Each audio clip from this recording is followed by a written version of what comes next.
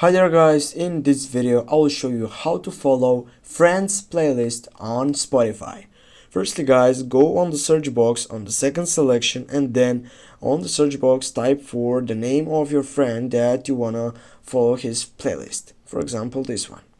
Now here, as you can see, you can go on the see all playlists. Go click on it, and on this side here you can see that my friend doesn't have any followers on their playlists. For example, we'll go on this one, and here, as you can see, on the left side you have the heart reaction that could be added to your library, or you can just type on the three dots icon and then go for add to other playlist, and with that you're gonna save his playlist, and then you can watch them or you can hear all them songs that are included in his playlist.